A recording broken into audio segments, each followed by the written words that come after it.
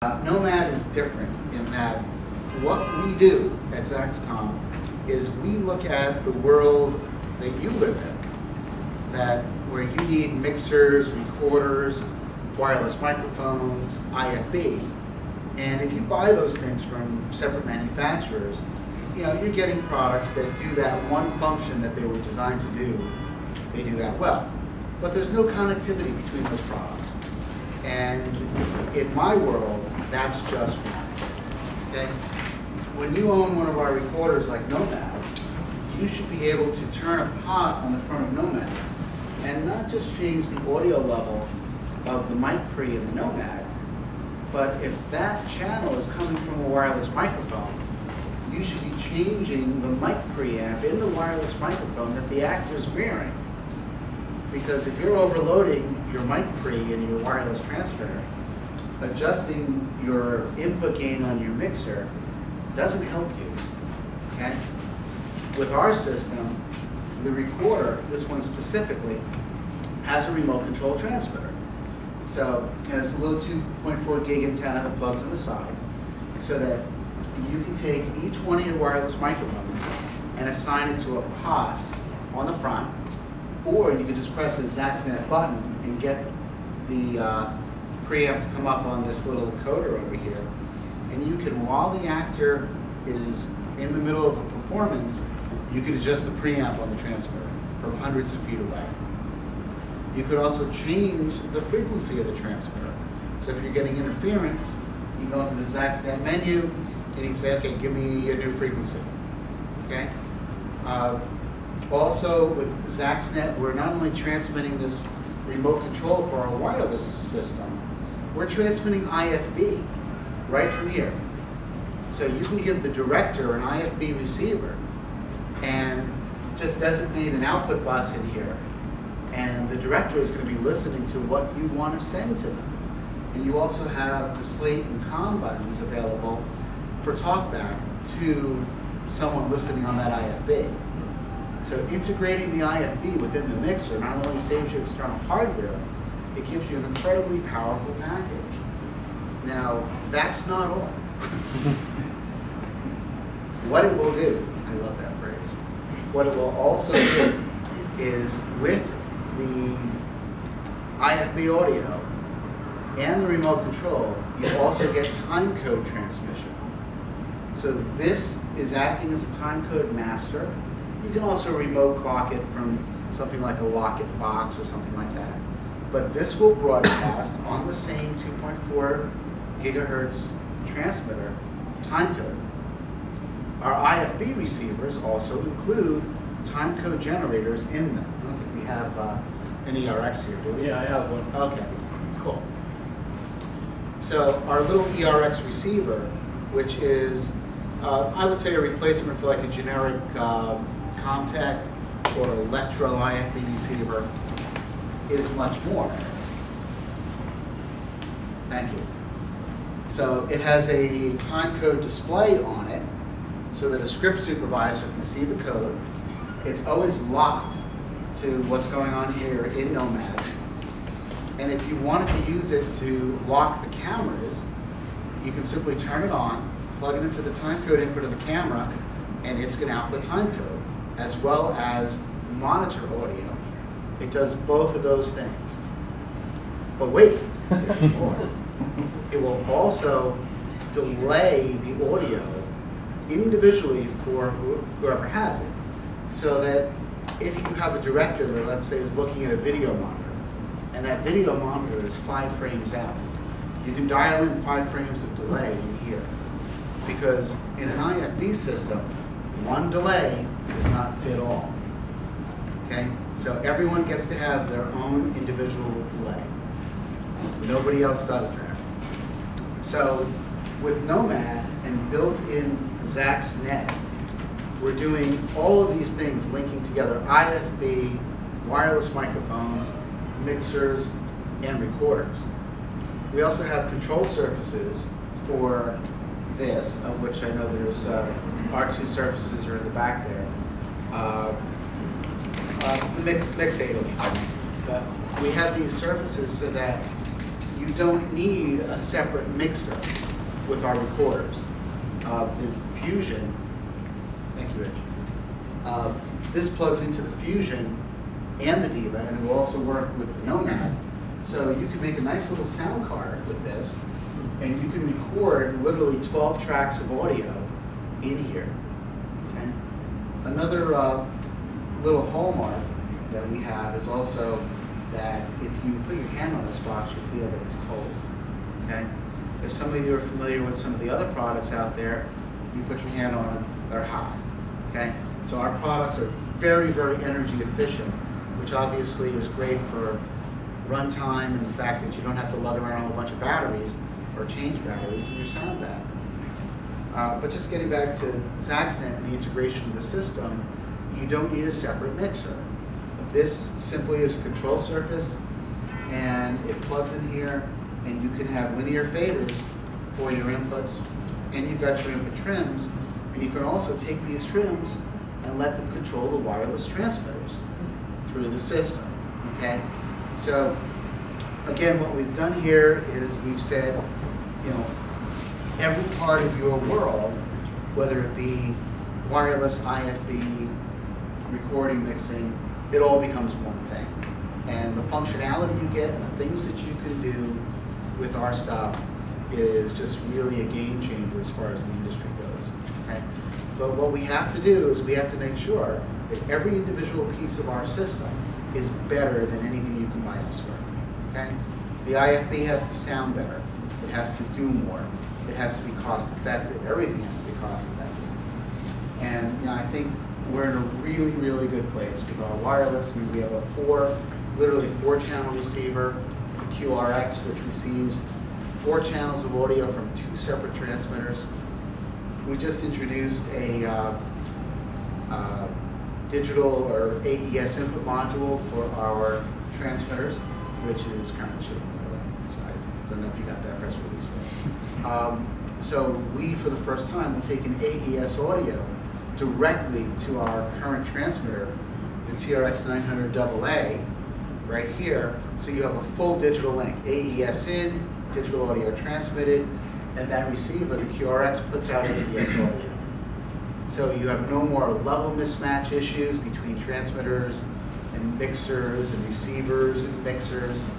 You know, the dynamic range is always fixed. So I know I'm covering a lot of ground here, but I'll be another minute, we'll be good. No, that's fine. Okay. Take your time. This is valuable information for Okay. everyone that's here. Thank you. I don't want to go too crazy, but I am going crazy.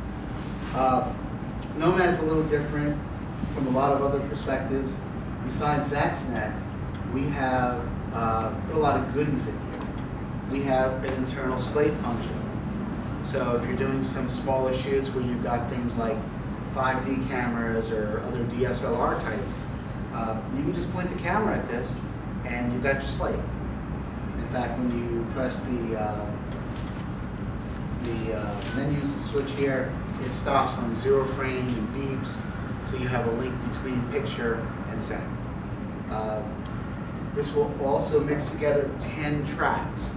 Right now up on the screen, I know it's a little small for probably almost everybody here, and you can come see this later, you can actually mix 4 channels virtually on the screen, plus you have 6 hardware faders, so you can mix together 10 tracks, and actually you can record 12 tracks, so you can have any combination of analog inputs and AES inputs to record 12 isolated tracks.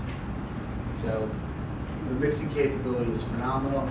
It's a lot like our Diva, that we have matrices in here that have cross points that you can select pre-fader, post-fader, phase inverted.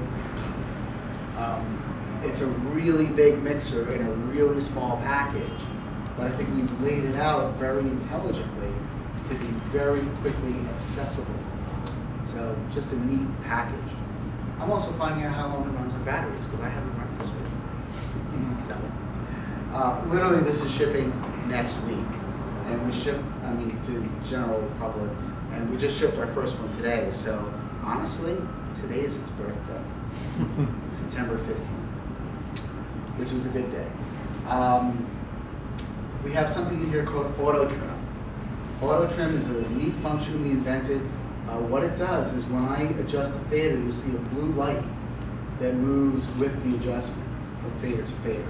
What that is telling me is which channel auto trim is adjusting. So when I turn the pot here, okay, the encoder, I'm actually raising the gain on this input number 1. What I've done is I've eliminated the need totally for trim knobs, because trim knobs, they're a pain in the ass, okay? There's usually not enough room for them. You gotta push them down, you gotta push them up. You know, with this, automatically, if I'm mixing on channel 1 and I turn it up and say, ooh, I need more gain. Okay, fine, here it is, it's available, you got it. Simple as that. So any fader you adjust, or even just literally breathe on, brings the auto trim attention to that channel.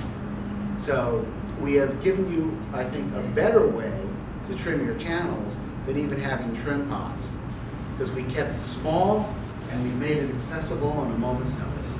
So I think that works. The other thing we've done is we have a menu in here, a home menu, that has a, let's try this. It has an integrated router in it. So this is the answer to the fact that we don't have pan switches here, okay? You can just simply hit the bus key and select any channel to go left, right, or center, which is what I've just done. There we go. And, you know, basically, it's very easy to just pan things, you know, to the output buses, of which this has 8 output buses. So there's a lot of output buses to feed multiple cameras. Again, it has 12 recording tracks. Again, a very, very powerful mixer recorder in a very small package. Ergonomically, you're going to notice that there's a input bay, okay, for your connectors. So you can have this in your bag, and you don't have connectors sticking out all over the place. So the form factor in a bag is really, really good, okay? Also very lightweight. Runs on 6 AA batteries. And I'd have to keep talking for an hour. We haven't got it. We will. So we just got our boards in, and there's a lot of testing that we have to complete as far as just to give the final specifications for everything. So that's kind of where we are with that. Recording is on 2 compact flash cards. Basic recording. There's our primary card, which is recording what we call MARF, or mobile audio recording format.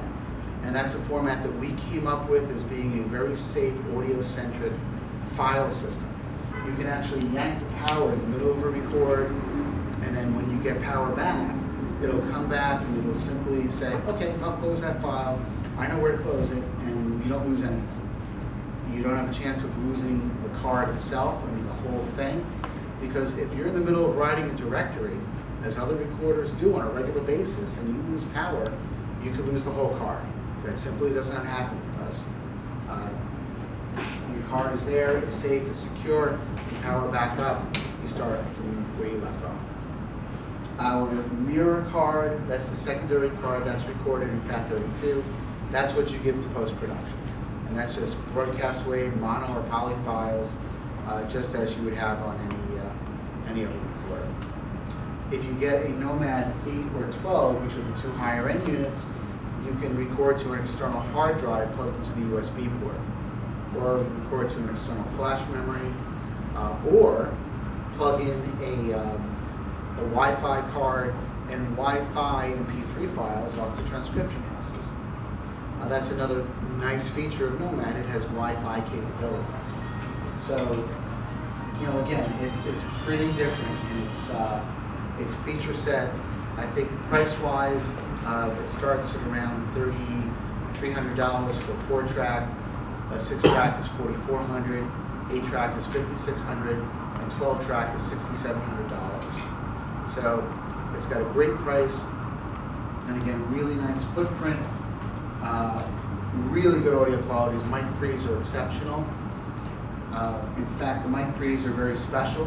We use 2 A to D converters on every mic preamp, And because of that, we have 135 dB input dynamic range. Typical input dynamic range for any competitive recorder is maybe 115 to 120 dB. So we're 15 dB better than that. And because of that, we can use our soft knee compressor to limit the input in a way that is ultra smooth and basically just totally transparent. So the inputs are really, special. No one's doing anything like that. Again, it's a lot like I say, we like to do things that are just very unique. We don't build things because other people have done it, we can build it cheaper. We do it because we think we can do it better. So, or it just hasn't been done at all. So that's what we do. And I probably mentioned it, but there is an auto mixer in here. So if you want to do a corporate meeting or reality show, and you want this to do some of the mixing for you, opening and closing the channels because there's no script, it will definitely do that on up to 10 channels if you get the 8 or 12 track version. I believe it's 6 channels if you do the Nomad 4 or 6 track recorders. So anyway, I invite you to come and take a look at this after the presentation. I'll be here for the night, as it were, and it's coming out very soon, as Rich said. And if it's something that you're interested in, we sure hope you'll look at it and our other range of products that all work together. So thank you very much.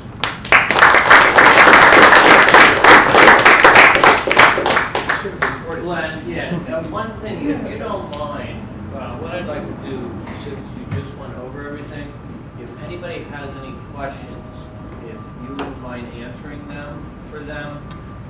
Sure. So that everybody can hear the answers, to save time for later on. For Absolutely, you. yeah. Okay, so if anybody has any specific questions for Glenn, feel free to raise your hand. Yes. You mentioned the auto mix function. So what does it do? Mute a channel that's not active? What it'll do is, if there isn't audio on an input, it's got a downward expander. So it basically turns the channel off. And as the input comes up, it'll open up the channel, it'll look at the total noise coming out of it and try to balance that out between channels. You also set priorities for every input. So if you have, let's say, a moderator that's moderating some meeting or what have you, they would be a higher priority. So if they begin to speak, their channel would open up right away and take precedent over the other channels, which potentially would close down if there was too much going on. And you can control that, on a channel by channel basis. When you touch the pot and go into trim mode, Yes. is your meter pre-fader, or does it switch over to No, different? it's always showing you a pre-fader input pot. It's always doing that. When you touch the pot, but otherwise it's just like a mixer. You're looking at the bus. Yeah, exactly. This menu shows you 2 buses, and we have, again, I know you're kind of far away, but we also have a menu that shows you all 6 output buses. Then we have something that will show you 6 inputs and 2 output buses. So there's really quite a lot going on here. It shows you your normal fader at the top, okay, and then down at the bottom, okay, it switches to 1, 2, 3, 4, 5, or 6 as you hit those faders. So it shows you where your initial gain is going, okay, but you can still see your overall gain from the master pot on top. Okay. Yes. With the QRX and TRX, you mentioned the AES capabilities that you Yeah. guys are doing. Is that AES 3? Can you do AES 42 and power like a digital mic? Right. You can definitely do, well, the module for the TRX 900 is AES 42 or AES 3. Uh-huh. It all depends on how you wire up the cable. If you're going to drive an AES 42 microphone, like a Super CMIT, you've got to have external 12-volt power feeding it. But it will do that and transmit it digitally. Both channels at the same time in stereo. Cool.